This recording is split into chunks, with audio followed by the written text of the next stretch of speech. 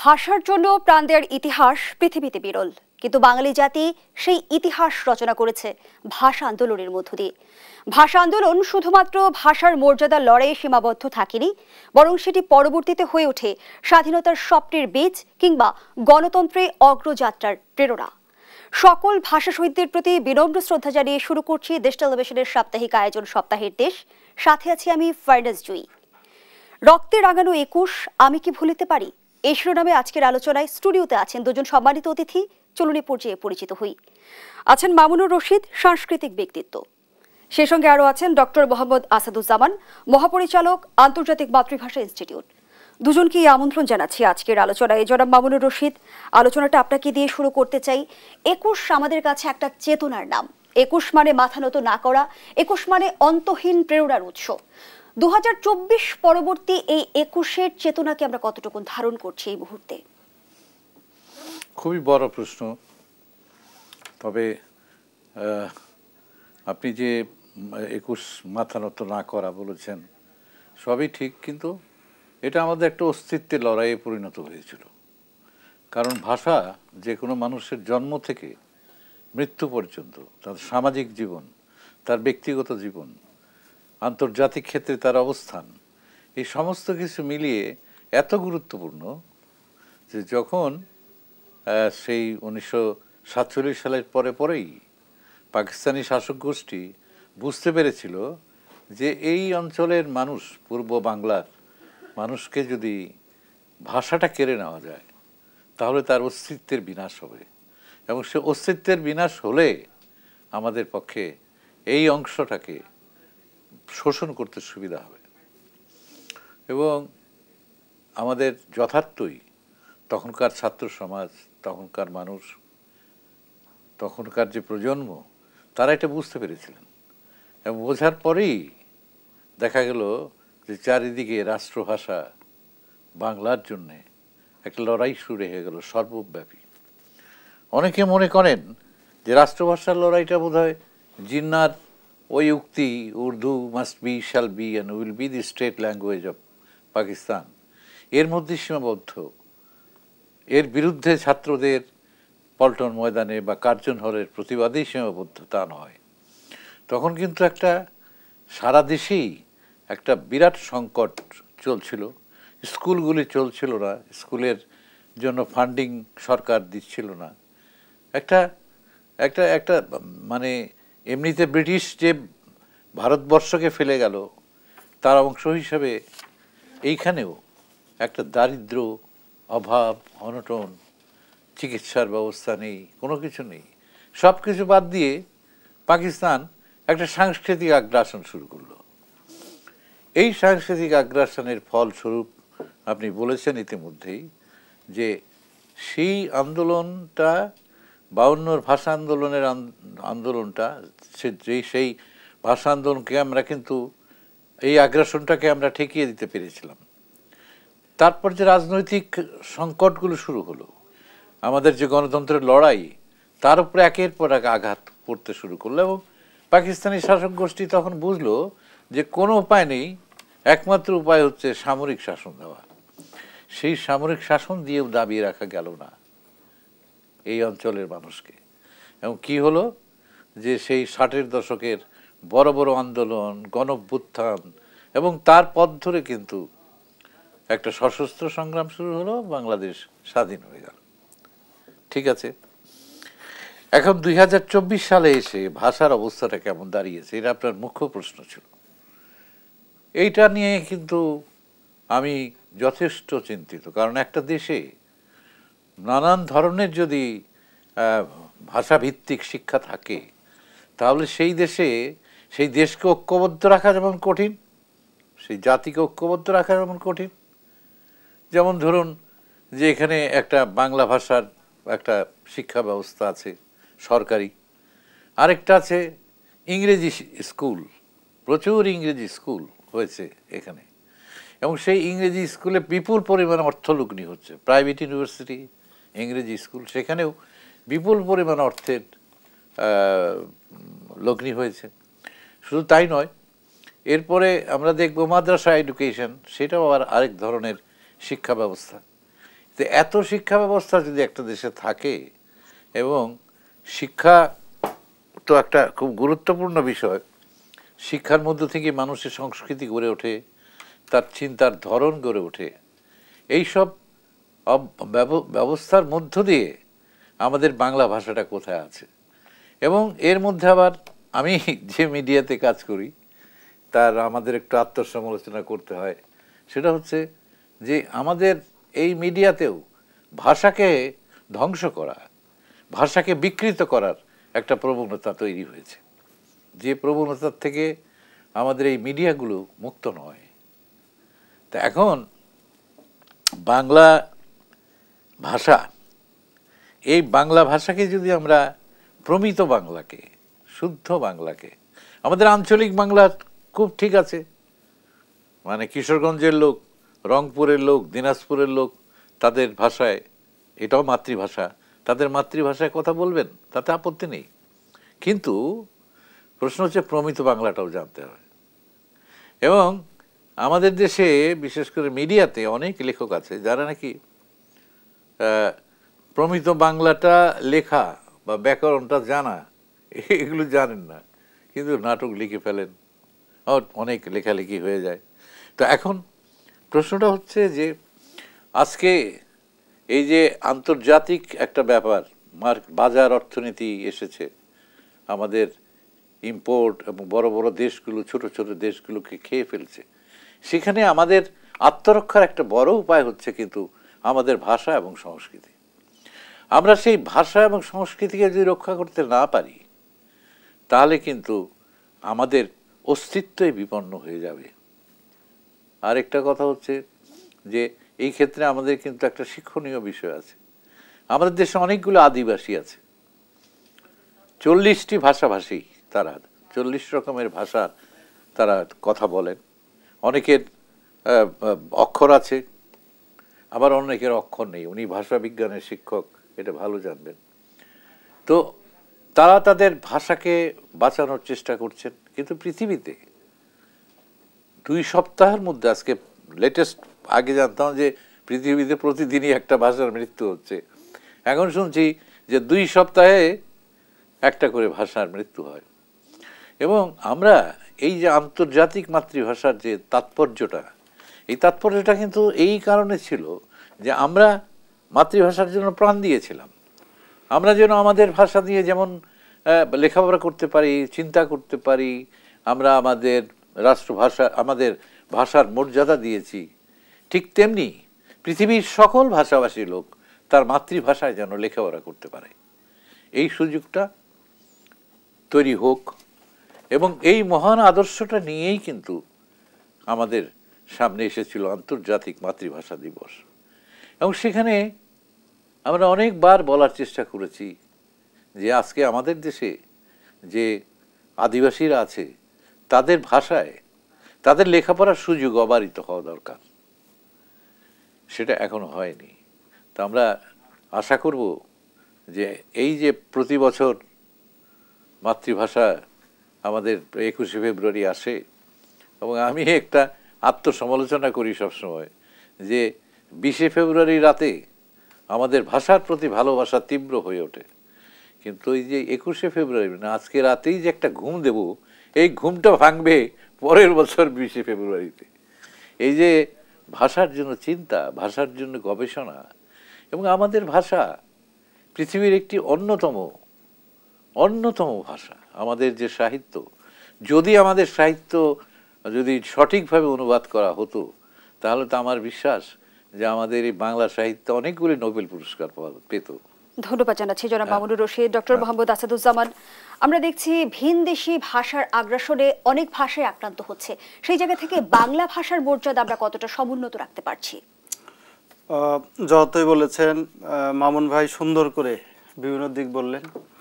আসলে ভাষা তো একটি যোগাযোগের মাধ্যম, এটা একটি প্রধান কাজ ভাষার, কিন্তু এর বাইরে ভাষার মাধ্যমে আমরা অনেক কিছু করে থাকি। কারণ ওই যে সাংস্কৃতিক যে আগ্রাসন অথবা ভাষার উপরে যে অপঘাত, এই জন্যই কিন্তু বারবার এসেছে। কারণ ভাষাকে যদি দমন করে রাখা যায়, সংস্কৃতিকে যদি আগ্রাসনের মধ্যে রাখা যায় তাহলে ওই জাতিকে শাসন শোষণ করা কিন্তু খুব সহজ হয়ে পড়ে। কাজেই এই যে বাংলা ভাষার মধ্যে আমরা দেখতে পাচ্ছি যে বিভিন্ন ধরনের সাংস্কৃতিক যে আগ্রাসন বা রোধ সেটি বারবার দেখা যাচ্ছে। এর মধ্যেও কিন্তু বাংলা ভাষার সামনের দিকে এগিয়ে যাচ্ছে। কারণ হলো বাংলা ভাষার এমন সঞ্জীবনী শক্তি আছে যে শক্তিটা যুগের পর যুগ কিন্তু সামনের দিকে নিয়ে গেছে। আমরা যদি ইতিহাসের দিকে তাকাই, প্রায় 3000 বছর আগে এই উপমহাদেশে যখন আর্যরা আসলো, তারপর থেকে কিন্তু বাংলা ভাষা বিভিন্ন শ্রেণী পেশার মানুষের ভাষা হয়ে উঠতে পারেনি। ঘাত এসছে, অবঘাত এসছে এবং একই সাথে সাম্রাজ্যবাদের কবলে পড়েছে। ইংরেজরা এসছে, তারপর এখানে সেন আমল বা সুলতানি আমলে বিভিন্ন সময়, বিশেষ করে ফার্সি ভাষার যে এখানে প্রভাব 650 বছরের মতো, সেইখানেও কিন্তু বাংলা ভাষা এই অবদমিত হয়েছিল। এক ধরনের এই যে আমরা বলি সাধুরীতি, চলিত রীতি, মানে সুরানি দৌরানি গল্প, এত কিছুর মধ্যেও কিন্তু বাংলা ভাষা কখনো থেমে থাকেনি। বাংলা ভাষা সম্মুখ পানে গেছে। কারণটা হলো কি, বাংলা ভাষার যেটা বলছিলাম যে সক্ষমতা অনেক বেশি। তারপরেও আমি বলবো যে বাংলা ভাষা, যেমন আঞ্চলিক ভাষার কথা বললেন, আঞ্চলিক ভাষা নিয়ে কোনো বিরোধ নেই আমাদের, কিন্তু একই সাথে বলতে হবে যে আমরা যেখানে কথা বলছি সেই কনটেক্সটটা কেমন। আমি যখন টিভিতে কথা বলছি অথবা উপস্থাপন করছি অথবা শিক্ষকতা হিসাবে ক্লাসে পড়াচ্ছি, তখন অবশ্যই আমাকে প্রমিত বাংলায় কথা বলতে হবে। এবং এই বাংলাটা কেন বলতে হবে? কারণ আমি তো আসলে কথা বলছি একটি পরিবেশে, যে পরিবেশটা আমাকে হয়তো আঞ্চলিক ভাষাটা সমর্থন করে না। তারপরেও আমরা দেখেছি ভাষা দূষণ নামে যে সাংস্কৃতিক বিকৃতি বলবো আমি, অবচেষ্টা চলছিল, সেটা দিনের পর দিন কিন্তু মানে বিকৃতির দিকে যাচ্ছিল। কিন্তু আমি বলবো যে এই ভাষার সেই কবল থেকে আমরা বের হয়ে আসছি। আমরা যখন বলছি যে ভাষা হোক সাংস্কৃতিক আগ্রাসন উপায়ের হাতিয়ার, ভাষা হোক বৈষম্য নিরসনের হাতিয়ার, এই যে ভাষার মাধ্যমে যে আমাদের এই বার্তাগুলো, সেই বার্তা কিন্তু আমাদের দ্বারে পৌঁছাতে হবে। একই সাথে বাংলা ভাষার সর্বস্তরে যে ব্যবহারটা, সেটাও নিশ্চিত করতে হবে। আপনারা নিশ্চয়ই জানবেন যে 1987 সালে সর্বস্তরে বাংলা ভাষা প্রচলন আইন, সেই আইনের কার্যকারিতা এ পর্যন্ত দেখা যায়নি। কোনো কোনো ক্ষেত্রে হয়তো সামান্য হয়েছে, কিন্তু সার্বিকভাবে সেটা প্রতিফলিত হয়নি। 2014 সালে যেমনটি মামুনুর রশিদ সুস্পষ্টভাবে বলছিল যে 21কে আমরা একটি দিনের উদযাপনে আটকে রাখছি, সেটি কেন? বছরব্যাপী আমরা ভাষা নিয়ে কতটুকুন কাজ করছি? না, ভাষা প্রেম যদি অন্তরে না থাকে, তাহলে আমি শুধু কোনো একটা বিশেষ দিনকে লক্ষ্য করে উপলক্ষ করে যদি আয়োজন করি, সেটা কিন্তু ফলপ্রসূ হবে না। আমার অন্তরে থাকতে হবে ভালোবাসা, প্রকাশটা হবে সর্বক্ষেত্রে। আমার মনে হয় আমাদের সেই জায়গায় অনেক ঘাটতি আছে। এই ঘাটতির পেছনে ওই যে সাংস্কৃতিক আগ্রাসনের কথা মামুন ভাই যেটা উল্লেখ করেছেন, প্রতি পদেও আমরা সেটা কিন্তু দেখেছি। আমরা 52 সালের কথা বলছি, 52 সালের 21শে ফেব্রুয়ারি না হলে আমাদের হয়তো 56 হতো না, আমাদের 62 হতো না, 66 হতো না, 68 হতো না, 69, 70, 71 হতো না। একই সাথে আমি মনে করব 2024 সালে এই যে গণ অভ্যুত্থান বা জুলাই বিপ্লব বলে যা আমরা আখ্যায়িত করেছি, সেখানে কিন্তু ভাষার ব্যবহার দেখেছি আমরা। কাজেই এই যে আগ্রাসনের যে বার্তা, যে যখনই একজন শাসক স্বৈরাচারী হয়ে ওঠে, তার মধ্য কিন্তু সেই ভাষার প্রয়োগটাই ওই অপঘাতের দিকে যায়, অপসংস্কৃতির দিকে যায়, যেটা আমাদের আষ্টপৃষ্টে লেগে থাকে এবং সেই বার্তাগুলো কিন্তু একেবারেই প্রান্তিক মানুষ পর্যন্ত পৌঁছায়। আমরা তো দেখেছি যে গণমাধ্যমও কিন্তু এখান থেকে রক্ষা পায়নি। গণমাধ্যম আমরা দেখেছি যে 5ই আগস্টের আগে যে গণমাধ্যম, সকালে যে গণমাধ্যমটা যেভাবে ভূমিকা রেখেছিল সেই স্বৈরাচারকে বা দোসরকে মানে দীর্ঘায়িত করার জন্য, কিন্তু শেষ পর্যন্ত কিন্তু দেখা গেল যে বিকালে, ওই দিন বিকেলেই কিন্তু অন্য ধরনের বার্তা এসেছে। কাজে আমরা যদি শুধু ভাষার ব্যবহারটা তো শুধু প্রমিতায়নের দিকে না, ভাষার প্রয়োগটা কোথায় হচ্ছে, আমাদের মননে মস্তিষ্কে কি, সেই দিকটাও আমাদের আসলে খেয়াল রাখতে হবে। এবং বলা হয়ে থাকে যখনই বাঙালি জাতি বৈষম্যের বিরুদ্ধে আন্দোলন করেছে, ন্যায্য অধিকার আদায়ের আন্দোলন করেছে, তখন ভাষা আন্দোলনই আসলে নিয়ামক শক্তি হিসেবে কাজ করেছে। আমি সেই আলোচনায় ফিরবো ডক্টর মোহাম্মদ আসাদুজ্জামান বিরতির পর। দর্শক, সপ্তাহের দেশ থেকে এ পর্যায়ে একটা বিরতি নিচ্ছি, সাথেই থাকুন। বিরতির পর আবারও আমন্ত্রণ জানাচ্ছি, আপনারা দেখছেন দেশ টেলিভিশনের সাপ্তাহিক আয়োজন সপ্তাহের দেশ। আবারও ফিরছি আলোচনায়। জনাব মামুনুর রশিদ, আমাদের যেমনটি বলা হয়ে থাকে যে ভাষা আন্দোলনই সকল আন্দোলনের নিয়ামক শক্তি হয়ে কাজ করেছে। ৬৯-এর গণ অভ্যুত্থানের কথা বলি, কিংবা ৭১-এর মুক্তিযুদ্ধ, ৯০-এর স্বৈরাচার বিরোধী আন্দোলন এবং সবশেষ ২৪-এর গণ অভ্যুত্থান, সব আন্দোলন একই সূত্রে গাঁথা। আপনার মতামত জানতে চাই বিষয়টি নিয়ে। হ্যাঁ, এ কথা সত্যি যে ভাষা আন্দোলন আমাদের প্রথম একটা সফল আন্দোলন বলে আমি মনে করি। সফল আন্দোলন এই অর্থে যে আমরা আমাদের ভাষাকে রক্ষা করতে পেরেছিলাম। উর্দু সারা দেশের রাষ্ট্রভাষা হয়নি, এটা একটা বড় ধরনের সাফল্য আমাদের। এবং আমাদের মধ্যে যে জাতীয়তাবাদী চেতনা, কতগুলো চেতনার জন্ম দিয়েছিল। ১ নম্বর চেতনা হচ্ছে জাতীয়তাবাদী, যে আমরা বাংলায় কথা বলি, বাংলায় ভাবি। আমাদের বন্ধু, আমার বন্ধু প্রতুল মুখোপাধ্যায়ের সেই গান, আমি বাংলায় গান গাই, আমি বাংলায় ভাবি, বাংলায় চিন্তা করি। এই যে আমাদের যে একটা অস্তিত্বের প্রশ্ন, যে আমরা একটা অস্তিত্বকে ফিরে পেলাম, যে ভাষা, আমি বাংলায় কথা বলি, আমি বাঙালি। এবং সেই সঙ্গে একটা অভূতপূর্ব চেতনার উন্মেষ হলো। যদিও পাকিস্তান কিন্তু হলো একটা ধর্মভিত্তিক রাষ্ট্র, এবং পাকিস্তানের সময় তার আগে ৪৬ এবং ৪৭ যে দাঙ্গা হলো, যেখানে লক্ষ লক্ষ মানুষ দেশত্যাগ করলো, এখানে পাঞ্জাবে, ভারতের বিভিন্ন জায়গায়, তো সেখানে ধরুন এখানে ৪৮ সাল থেকে একটা অসাম্প্রদায়িক চেতনার উন্মেষ হলো, যে আমরা বাঙালি এবং আমরা অসাম্প্রদায়িক। হ্যাঁ, আমরা এখানে, হ্যাঁ, মানুষ তার ধর্ম পালন করবেন, যার যার ধর্ম সে পালন করবেন, একথা সত্যি। কিন্তু তার মধ্যে আমি অন্য ধর্মে যে পালন করে তার প্রতি বৈরী হব না। এবং যেটি আমাদের মুক্তিযুদ্ধের একটা বড় ধরনের স্তম্ভ হিসেবে স্বীকৃতি পেল, ধর্মনিরপেক্ষতা। এবং এই অসাম্প্রদায়িক চেতনাটা কিন্তু সবসময় কাজ করেছে। কিন্তু দুঃখের বিষয় যে বাংলাদেশ স্বাধীন হবার পর কালে কালে সেই অসাম্প্রদায়িক চেতনার উপর বারবার আঘাত এসেছে। এই জন্যে সবগুলি আন্দোলনের একটা প্রেরণা হিসাবে ভাষা আন্দোলন অবশ্যই কাজ করছে, কিন্তু সবগুলি আন্দোলনের কিন্তু আবার একটা ভিন্ন কর্মসূচি, ভিন্ন ভাবনা আছে, সেটাও কিন্তু আমাদের স্বীকার করতে হবে।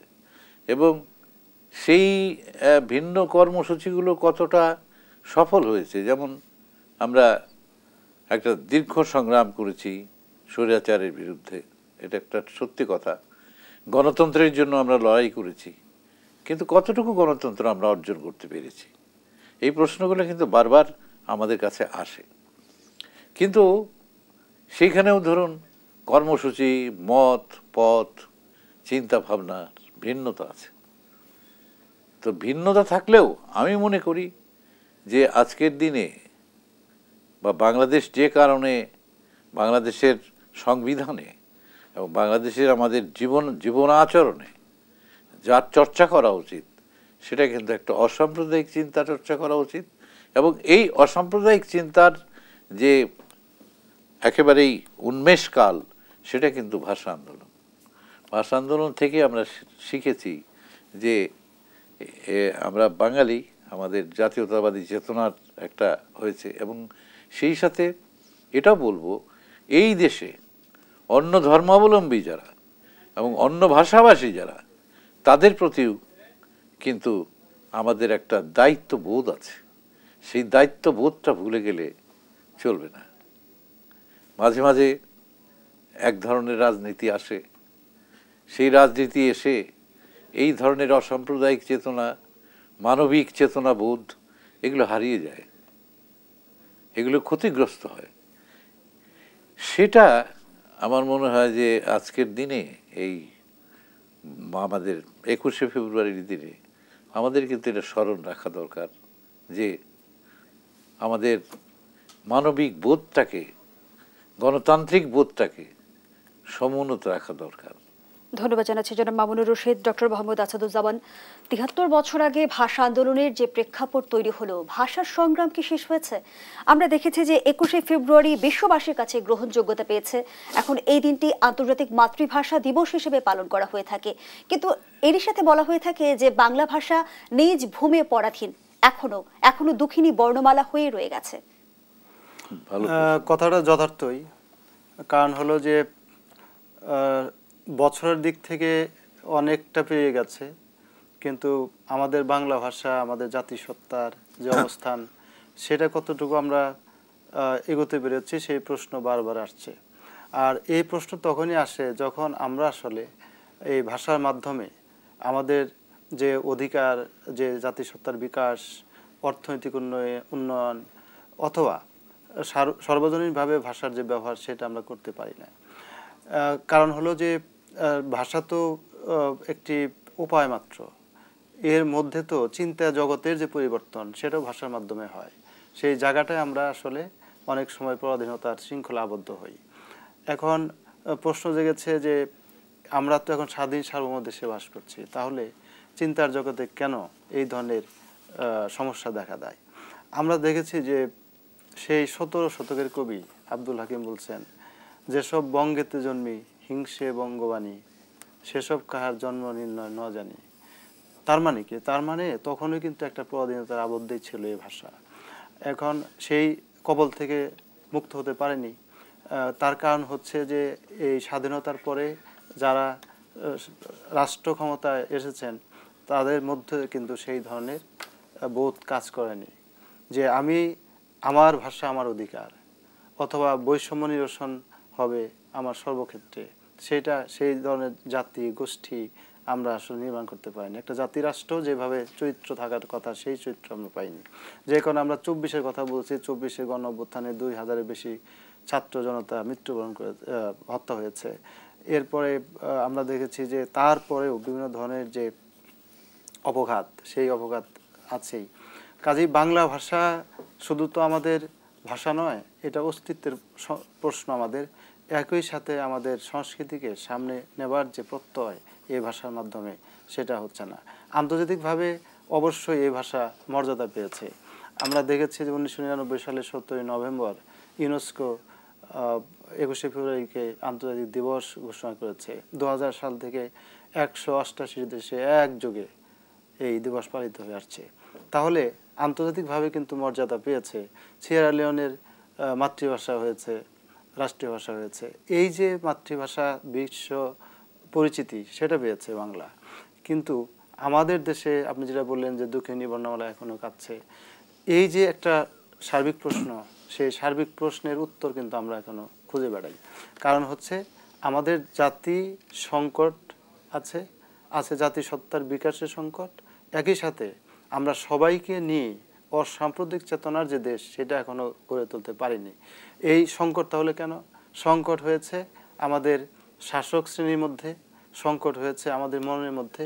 আমাদের প্রেরণা যে বা চেতনা যে ৫২ ভাষা আন্দোলন, সেটা এখনো আমরা আত্মস্থ করতে পারিনি। আমরা সর্বক্ষেত্রে এর যে প্রভাব, সেটা বিস্তার করতে পারিনি। বাংলা ভাষা প্রশ্নে আমি মনে করি যে আমার পরিচয় থাকবে এই ভাষার মাধ্যমে। শুধু বাংলা নয়, বাংলাদেশে আরও ৪০টি ভাষা আছে, ৫০টি ক্ষুদ্র নৃগোষ্ঠী আছে, তাদের সংস্কৃতিকে আমাদের মূল্যায়ন করতে হবে। এবার ইউনেস্কো একটি স্লোগান দিয়েছে, থিম ঘোষণা করেছে, make languages count for sustainable development. মানে কি? মানে হচ্ছে টেকসই উন্নয়নের জন্য ভাষার গুরুত্ব। এই যে টেকসই উন্নয়নের ক্ষেত্রে, তথ্য প্রযুক্তির ক্ষেত্রে, সর্বত্র ক্ষেত্রে যদি আমরা উন্নয়ন চাই, তাহলে ওই ভাষার উন্নয়নটাও দরকার। ভাষার উন্নয়ন মানেই তো একটা সংস্কৃতির উন্নয়ন। ক্ষুদ্র নৃগোষ্ঠীদের কথা বলছিলেন ডক্টর মোহাম্মদ আসাদুজ্জামান। এমনও শোনা যায় যে ক্ষুদ্র নৃগোষ্ঠীদের কিছু কিছু ভাষা বিলুপ্তির পথে। আমাদের কি করণীয়? আমরা কিভাবে আসলে সেই ভাষাগুলোর মর্যাদা সমুন্নত রাখবো, সেই আলোচনায় ফিরতে চাই। আবারও বিরতির সময় হয়েছে। দর্শক, সপ্তাহের দেশ থেকে আবারও বিরতিতে যাচ্ছি, সাথেই থাকুন। আবারও আমন্ত্রণ, দেখছেন সপ্তাহের দেশ, আবারও ফিরছে আলোচনায়। ডক্টর মোহাম্মদ আসাদুজ্জামান, যে আলোচনায় আমরা ছিলাম, ক্ষুদ্র নৃগোষ্ঠীদের অনেক ভাষাই বিলুপ্তির পথে, এই বিলুপ্তি আমরা কিভাবে ঠেকাবো? যথার্থই বলেছেন। বাংলাদেশে বাংলা সহ ৪০টি ক্ষুদ্র ক্ষুদ্র মানে বাংলা সহ 41টি ভাষা আছে, তার মধ্যে 40টি হচ্ছে ক্ষুদ্র নৃগোষ্ঠীর ভাষা, মানে কম জনগোষ্ঠী যারা তাদের ভাষা। এর মধ্যে 14টি ভাষা বিপন্ন অবস্থায় আছে। এমন আছে যে কয়েকটি ভাষা মানুষ যেমন আইসিইউতে যায়, আইসিইউতে গেলে আর ফিরে না বা ফেরার সম্ভাবনা খুব ক্ষীণ হয়ে পড়ে, এরকম অবস্থায় আছে। যেমন রেংমিটচা, মাত্র 6 জন ভাষী আছে, তারা এই ভাষায় কথা বলতে পারে। তার যে জনগোষ্ঠী কিন্তু আরও আছে, ওই 6 জন অনর্গল বাংলা তাদের ভাষাটা বলতে পারে। এখন এই 6 জনের বয়স হচ্ছে 58 থেকে 70 বছরের মধ্যে। এই এই 6 জন মারা গেলেই কিন্তু এই ভাষাটা বিলুপ্ত হয়ে যায় পৃথিবী থেকে। তেমনি আরেকটি জনগোষ্ঠী আছে খাড়িয়া, মাত্র 2 বোন তারা অনর্গল কথা বলতে পারে। এই 2 বোন অন্যের সাথে যখন কথা বলে তার ওই খাড়িয়া ভাষা অন্যরা বোঝে না, তারা যখন কথা বলে 2 বোন তখন তারা হয়তো কথা বুঝতে পারে। এই অবস্থায় দাঁড়িয়েছে তাদের ভাষা।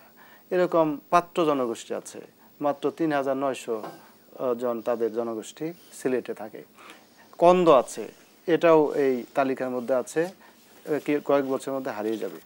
এই যে ভাষা হারিয়ে যাওয়ার যে উপক্রম হয়েছে, এটা সাংস্কৃতিক আগ্রাসন, অর্থনৈতিক অনিশ্চয়তা, রাজনৈতিক কারণ, আর্থসামাজিক প্রেক্ষাপট, ভাষার ক্ষেত্রে মর্যাদার একটা ব্যাপার, যে আমার ভাষা যে আমি ব্যবহার করব, আমার মর্যাদাটা কতটুকু বাড়বে বা কমবে, সেটাও কিন্তু একটা প্রশ্ন। যখন তারা বাইরে কোনো জায়গায় তাদের কথা বলতে যায় বা ওই ভাষায় কথা বলে, তখন অন্যরা হাসে অথবা তিরস্কার করে। তখন একটি শিশুর মনে যে একটা নেতিবাচক প্রভাব ফেলে, তখন কিন্তু আর সেই ওই ভাষাটা ব্যবহার করতে চায় না। এই ধরনের নানা ধরনের প্রেক্ষাপট বা সংকট তাদের ভাষার মধ্যে আছে। একই সাথে আছে সাংস্কৃতিক যে পরিবর্তনের কারণ হলো সংস্কৃতি তো সামগ্রিক জীবন ব্যবস্থা। যে অঞ্চলে তারা বাস করে, আদিবাসীদের বা ক্ষুদ্র নৃগোষ্ঠীর একটা জীবনের বৈশিষ্ট্য হলো তারা ক্লাস্টার জীবন করে।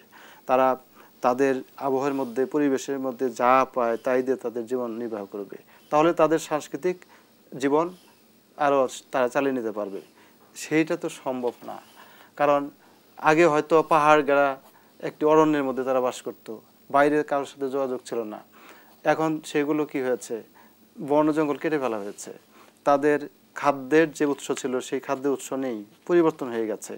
একই সাথে বাইরের থেকে যারা স্যাটেলার, তারা ওখানে ঘরবসতি করেছে, তাদের সাথে ইন্টারাকশন হচ্ছে প্রতিনিয়ত, এবং বাইরের যে সংস্কৃতি সেটা ঢুকে যাচ্ছে। একই সাথে প্রভাবশালী যে ভাষা সেইটাও প্রভাব বিস্তার করছে। এইভাবে নানা ধরনের সংকট ওই ভাষার মধ্যে তৈরি হয়েছে। সর্বশেষ যে বিষয়টা সেটা হলো ওই যে জনগোষ্ঠীর কথা বলছি আমরা, হারিয়ে যাচ্ছে ভাষা বা সংস্কৃতি, ওই জনগোষ্ঠীর বর্তমান প্রজন্ম এই ভাষা ব্যবহার করতে আগ্রহী না। ধন্যবাদ জানাচ্ছি ডক্টর মোহাম্মদ আসাদুজ্জামান। নিশ্চয়ই তাদের আগ্রহটাই সবার আগে সবচেয়ে বেশি জরুরি। জনাব মামুনুর রশীদ, সাংস্কৃতিক অঙ্গনের আপনি একজন কিংবদন্তি। আপনাদের শুরুর সময়টা যদি আমি তুলে ধরি, একটা সময় বলা হতো যে সাধারণ মানুষ নাটক সিনেমা থেকে শুদ্ধ উচ্চারণ শেখে, প্রমিত বাংলা ভাষা শেখে, কিন্তু এখন বর্তমানে বলা হয়ে থাকে যে নাটক সিনেমায় ভাষার ব্যাপক দূষণ চলছে।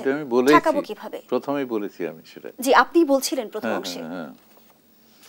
আমি সেটা বলেছি, কিন্তু আমি এই প্রসঙ্গত ডক্টর আসাদুজ্জামানের কথা সূত্র ধরে আমি একটি কথা বলতে চাই। সেটা হচ্ছে যে উনি অবশ্য এক জায়গায় বলেছেন যে আগ্রাসন, হ্যাঁ, আগ্রাসনও কিন্তু ভাষার একটা ক্ষতি করে, বিশেষ করে সাম্রাজ্যবাদী আগ্রাসন।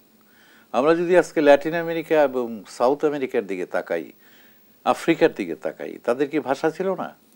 ভাষা ছিল, এবং তাদের নিশ্চয়ই তাদের লিটারেচার ছিল, তাদের সাহিত্য ছিল, তাদের কাব্য ছিল, তাদের সব কিছু ছিল। কিন্তু আগ্রাসনটা, সাম্রাজ্যবাদী আগ্রাসনটা এমনভাবে হয়েছে যে সেই ভাষাগুলোকে গিলে ফেলেছে। যেমন ধরেন যে পর্তুগিজরা গেল ব্রাজিলে বা ওই অঞ্চলে, তারা গিয়ে কি করলো? এখন তো সেখানে পর্তুগিজ ভাষাই আছে, পর্তুগিজদের যে আসল ভাষা কি সেটা কিন্তু আমরা জানি না। আমরা গেলাম ওয়েস্ট ইন্ডিজের যে ভাষা, তার কোনো অস্তিত্বই নেই। এবং ওদের একটা গান আছে, খুব চমৎকার গান, give me back my language, give me back my culture. এটা রাস্টাফারিয়ান বলে একটা গ্রুপ, তারা চাচ্ছে যে তাদের সংস্কৃতি ফিরিয়ে দাও, তাদের ভাষা ফিরিয়ে দাও। কিন্তু সেটা সম্ভব না, 100 বছর 200 বছর 400 বছর হয়ে গেছে। কিন্তু আমাদের সৌভাগ্য, আমাদের এই অঞ্চলেরই সৌভাগ্য যে এত ভাষা, কিন্তু একেবারেই অর্থনৈতিকভাবে যেমন 6টা লোক একটা ভাষায় কথা বলে, ওই ভাষাকে ইকোনমিক্যালি বা কোনো দিক থেকে আমরা দাঁড় করিয়ে রাখতে পারবো না, এটা একটা সমস্যা। কিন্তু তারপরে কিন্তু অনেক ভাষা রক্ষিত হয়েছে, যেমন ধরুন গারোদের ভাষা, সেটা কিন্তু টিকে আছে। তারপর ধরুন সাঁওতাল, ওরাও, তাদের কোনো নাই, নিজস্ব বর্ণমালা নাই, তারা ওই কেউ কেউ রোমান হরফে লেখে, কেউ কেউ বাংলা হরফে লেখে। এটাও একটা দ্বন্দ্ব চলছে যে বাংলা হরফে লিখবে না রোমান হরফে লিখবে, এটা নিয়েও একটা কন্ট্রোভার্সি চলছে। কিন্তু আমরা আমাদের ভাষাটাকে কিন্তু ইংরেজ কিন্তু বুঝতে পেরেছিল, এবং ফার্সির মতো একটি শক্তিশালী ভাষা যে মুঘল সম্রাটদের, তারাও কিন্তু বুঝতে পেরেছিল যে এই ভারতবর্ষের এই অঞ্চলের ভাষাগুলিকে ধ্বংস করা যাবে না।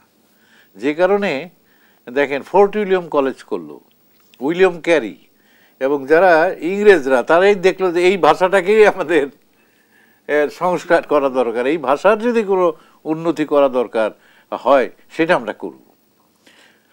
আর আপনি যেটা বললেন এটা খুব গুরুত্বপূর্ণ প্রশ্ন, আমি আগেও উল্লেখ করেছি, কিন্তু তারপরেও এটা আবারও বলা দরকার যে আমাদের সত্যি কথাই তো, আমরা যখন অভিনয় শুরু করি তখন আমাদের প্রথম প্রয়োজন ছিল, আমার বাড়ি টাঙ্গাইল, আমাদের ময়মনসিংহ অঞ্চলের একটা সংকট আছে, যেমন উত্তরবঙ্গের লোকরা যত সহজে শুদ্ধ ভাষায় কথা বলতে পারে আমরা পারি না, আমাদের অমানসিক পরিশ্রম করতে হয়েছে উচ্চারণ ঠিক করার জন্য, অমানসিক পরিশ্রম করতে হয়েছে। এখন আজকের যে আমাদের মিডিয়া, তারা মনেই করে না যে শুদ্ধ ভাষায় কথা বলার দরকার কি। আমাদের ফিল্ম বা আমাদের টেলিভিশন মিডিয়াতে কেউ কেউ মনে করেন যে না এটা দরকার কি, কেউ কেউ এটাও মনে করেন যে আগামী 20 বছর পরে এই থাকবে না, এটা কেবল প্রমিত বাংলা থাকবে না। হ্যাঁ, ঢাকায় আজকে ব্রিটিশ দল আসতেছে, এটা হবে পত্রিকার হেডিং, এগুলো আমি বলতে শুনেছি, দুঃখজনক। অবশ্য তারা একটু পিছু হটেছে, এবং সত্যিকার অর্থে আমাদের পরিবারগুলোতেও এখন যে সংকটটা দেখা দিচ্ছে, যে এই ইসের যুগে, স্যাটেলাইটের যুগে, যে হিন্দি ছবি আসছে, হিন্দিতে প্রোগ্রাম দেখছে, তামিলে প্রোগ্রাম দেখছে। আজকে একটি ছেলে বললো যে তুমি কি করেছো সারাদিন আজকে 21শে ফেব্রুয়ারি, তামিল সিনেমা দেখেছি।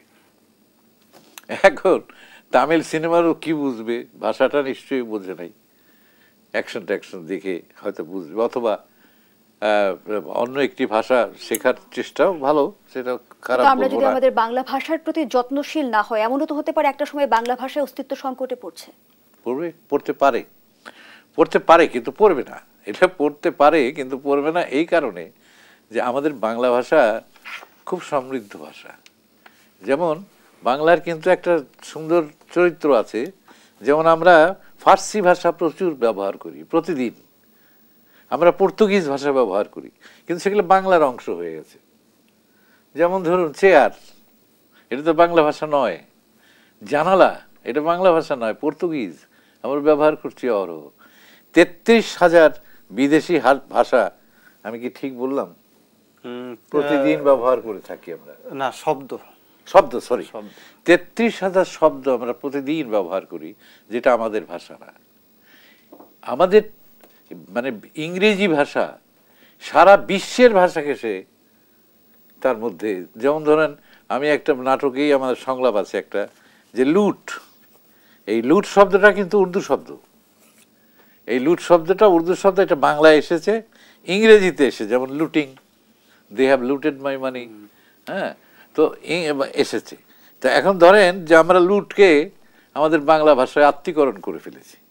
তো আমাদের যে কোনো মহৎ ভাষাই কিন্তু এটা একটা গুণ, যে সারা বিশ্বের ভাষাকে সে আত্মীকরণ করে। ভিনদেশী ভাষার আগ্রাসনেও আমরা যেন আমাদের বাংলা ভাষার মর্যাদা রক্ষা করতে পারি, সেটাই আসলে আমাদের প্রত্যয় হওয়া উচিত। দুজনকে অসংখ্য ধন্যবাদ জানাচ্ছি এবং কৃতজ্ঞতা জানাচ্ছি। দর্শক, এখানেই শেষ করছি সপ্তাহের দেশের আজকের আয়োজন। ধন্যবাদ এতক্ষণ আমাদের সাথে থাকার জন্য।